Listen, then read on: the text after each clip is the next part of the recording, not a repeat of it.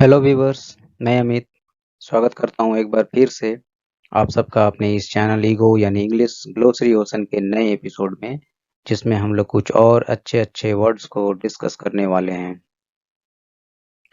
आगे बढ़ने से पहले दोस्तों, हर बार की तरह सबसे पहले हम लोग अपने प्रीवियस एपिसोड के सारे वर्ड्स को रिवाइज करते हैं। तो प्रीवियस एपिसोड के सारे वर्ड्स थे जेरोंटोलॉजिस्ट, ग्राफोलॉजिस्ट, कैलीग्राफर, कैकोग्राफर एंड फोटोग्राफर। आइए देखते हैं मीनिंग को। Gerontologist deals with aspects and problems of aging. Next, graphologist analyzes the handwriting and personality of writer. Next, calligrapher writes beautiful handwriting or decorative handwriting. Next, cacographer writes bad handwriting or spelling. Next, photographer draws with light to make pictures. तो ये तो थे सारे words और उसके meaning हमारे previous episode number 12 के।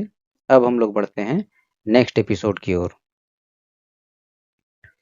Episode number 13, और आज का हमारा टॉपिक है साइंस एंड साइंटिस्ट, यानी विज्ञान और वैज्ञानिक।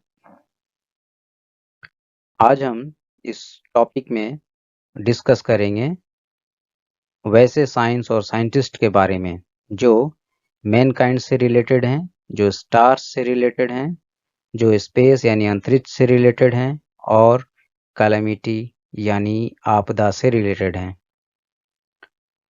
तो एक एक करके उन सारे वर्ड्स को डिस्कस करेंगे हम लोग।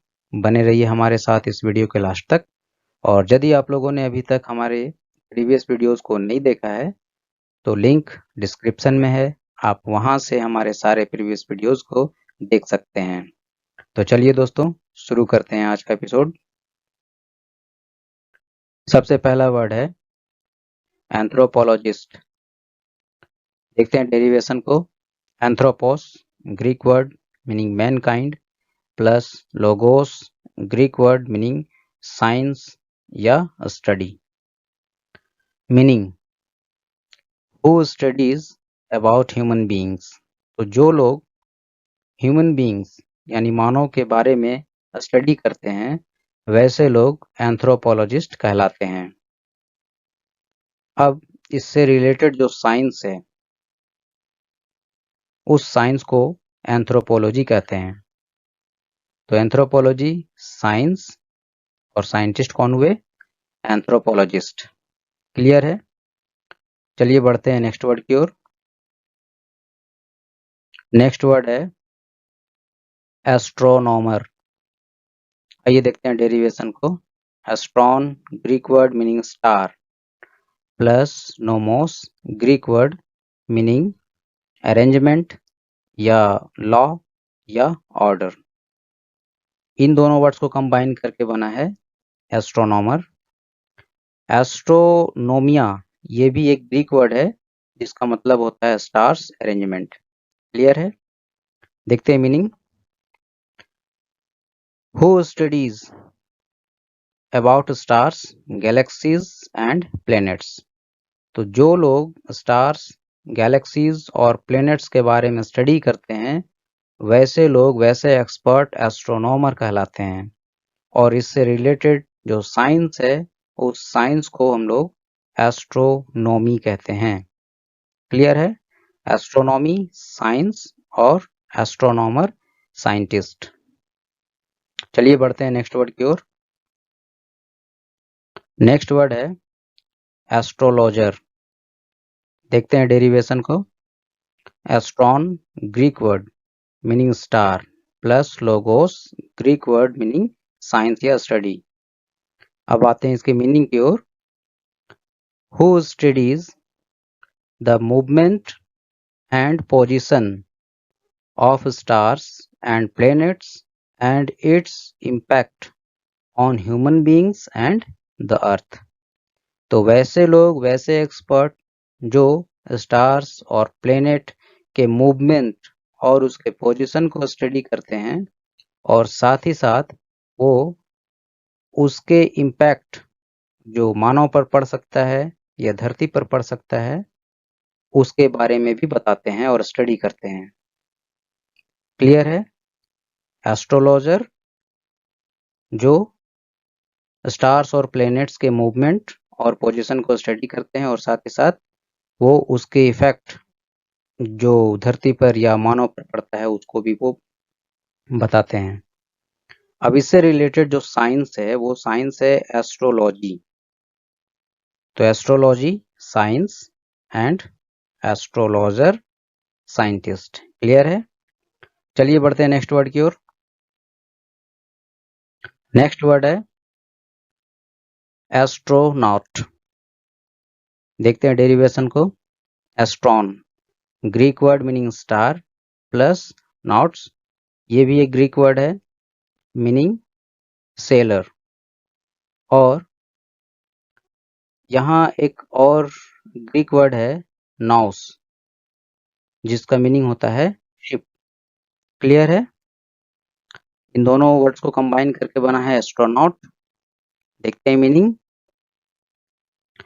ए trained sailor who sails among the stars. एक ट्रेंड सेलर जो कि तारों के बीच में सेल करता है, उनके बीच में यात्रा करता है, वैसे जो ट्रेंड एक्सपर्ट होते हैं वो एस्ट्रोनॉट कहलाते हैं। और एस्ट्रोनॉट एरोस्पेस साइंस की पढ़ाई करते हैं। एरोस्पेस साइंस को पढ़ने वाले लोग एस्ट्रोनॉट बनते हैं। क्लियर है? एस्ट्रोनॉट साइंटिस्ट और इससे रिलेटेड साइंस एरोस्पेस। चलिए बढ़ते हैं नेक्स्ट वर्ड की ओर। नेक्स्ट वर्ड है डिजास्टर। इसमें मैंने एक स्टार मार्क लगा रखा है, यानी ये ना कोई साइंस है ना कोई साइंटिस्ट है। देखते हैं डेरिवेशन को। डिस ये एक प्रीफिक्स है जिसका मीनिंग होता है नेगेटिव या अपोजिट, प्लस एस्ट्रॉन, ये ग्रीक वर्ड मीनिंग स्टार। अब आते हैं मीनिंग की ओर। मिसफॉर्चून या कैलेमिटी, तो ऐसा दुर्भाग्य या आपदा जो मतलब होती है, प्राकृतिक आपदा खास करके, उसे हम लोग डिजास्टर कहते हैं।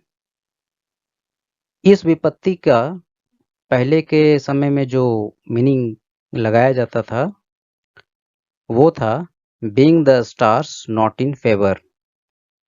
जब स्टार मनुष्य या प्रकृति के फेवर में नहीं रहता था, उस कंडीशन को हम लोग डिजास्टर कहते थे। पहले के टाइम में यही मीनिंग था, स्टार्स का फेवर में ना होना यानी डिजास्टर, आपदा या विपत्ति।